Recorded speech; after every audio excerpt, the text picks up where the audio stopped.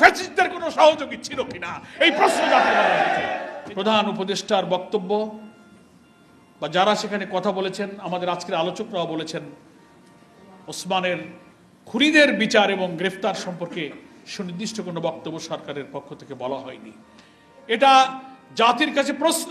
সরকারের এই নীরবতা, আইন মন্ত্রণালয়, স্বরাষ্ট্র মন্ত্রণালয়, সরকার প্রধান, ইন্টেলিজেন্স, অনেক ইন্টেলিজেন্স গভর্নমেন্টের, দুনিয়ার আন্তর্জাতিক নানা এইসব গোয়েন্দা বিভাগ, এইসব ইন্টেলিজেন্স এজেন্সিকে সাজানো হয়েছে, কিন্তু এই প্রশ্নের কোনো জবাব সরকার আজও দিল না। 2টার দিকে তার গুলি হলো, আর রাত 8টার দিকে সারা দেশের বিভিন্ন চেক পয়েন্টে চেকপোস্ট বসানো হলো। 2টা থেকে রাত 8টা, এই 6 ঘন্টা কেন ফ্রি করে দেওয়া হলো? খুনিরা অবাধে সীমান্ত পাড়ি দিয়ে ভারতে চলে যেতে পারে। এই সুযোগ করে দেওয়ার পেছনে কি গোয়েন্দাদের মধ্যে লুকিয়ে থাকা ফ্যাসিস্টদের কোনো সহযোগী ছিল কিনা, এই প্রশ্ন জাতির বাংলা হয়েছে। এই প্রশ্নের জবাব কে দেবে? 6 ঘন্টা কেন বিলম্ব করা হলো? ওসমানকে কে না চিনত? তার শাহাদাতের আগে তার ভিডিও অডিও বক্তব্যে তাকে গুলি করা হতে পারে, আমি মারা যেতে পারি, আমার বাচ্চাটাকে দেখে রেখো, এই আবেগময় বক্তব্য কে না শুনেছে? তো এমন একটা ছেলের গুলি হওয়ার পরে 6টা ঘন্টায় দেশের গোয়েন্দারা কি করেছিল?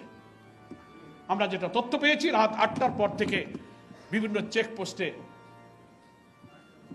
পুলিশ এবং বিভিন্ন বাহিনী মোতায়েন করা হয়েছে। কেন এই 6 ঘন্টা সুযোগ দিলেন?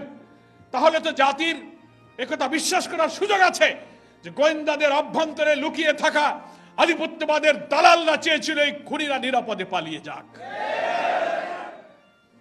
গতকালকে ইনকিলাব মঞ্চের সেক্রেটারি জাবের তার বক্তব্যে একটা দাবি করেছে, অনেক বক্তব্য দিয়েছে, একটা দাবি করেছে, 24 ঘন্টার সময় দিয়ে এসে বলেছে সরকারকে জাতির কাছে অন্তত বলতে হবে যে ওসমানের খুনিদের গ্রেফতার করার জন্য এই পর্যন্ত সরকার কি কি ব্যবস্থা নিয়েছে, কোথায় দুর্বলতা, কি করতে পেরেছেন, জাতি সেই তথ্যটা জানতে চায়। আপনারা 24 ঘন্টা যেতে আর মাত্র কয়েক ঘন্টা সময় আছে।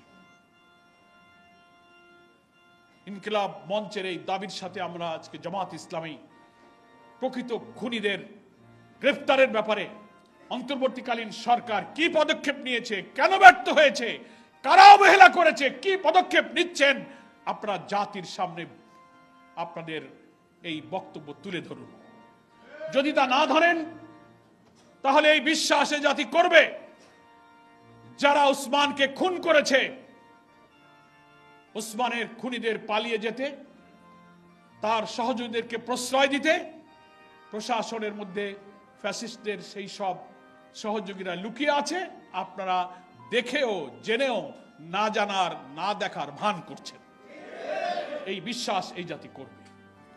ফলে সরকারের কর্তব্য হয়ে দাঁড়িয়েছে জাতির কাছে ওসমানের খুনিদের গ্রেফতারের জন্য কি কি পদক্ষেপ নিয়েছেন। সরকার যদি কোনো ব্যর্থতা থাকে, কোন গোয়েন্দা কর্মকর্তা যদি দায়িত্ব পালনে ব্যর্থ হন, জাতির কাছে বলেন, তার দায়িত্ব থেকে তাকে অব্যাহতি দেন, তার জন্য শাস্তির ব্যবস্থা করেন। ওসমানের মতো অকুতভয়, মৃত্যু ভয়হীন, মৃত্যুঞ্জয়ী বীরেরা বিদায় নিয়ে যাবে, আর আমাদের হাজার হাজার কোটি টাকার খাজনা ট্যাক্সের পয়সায় বেতন খেয়ে গাড়ি বাড়ি নিয়ে চাকরি করবেন, এটা জনগণ কখনো মেনে নিতে পারে না। জাতির কাছে এই সত্য প্রকাশ করতে হবে।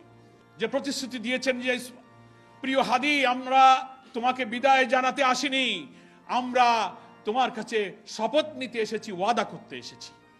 সেই ওয়াদাটা আপনি করুন, আপনার উপদেষ্টাদেরকে বলুন, ইন্টেলিজেন্সের ব্যর্থতার জন্য দায়ী যারা তাদের নাম প্রকাশ করুন, না হলে তাদের বিরুদ্ধে ব্যবস্থা গ্রহণ করুন। তাহলেই হাদির কফিনকে সামনে রেখে আপনি যে ওয়াদার অঙ্গীকারের কথা বলেছেন সেটা সত্য বলেছেন বলে প্রমাণিত হবে। সম্মানিত দেশবাসীকে আমি বলবো, সরকারের এই নীরবতার দেয়াল ভেঙে এই জাতির গণ আকাঙ্ক্ষার সাথে আপনাকে একাত্ম হওয়া উচিত।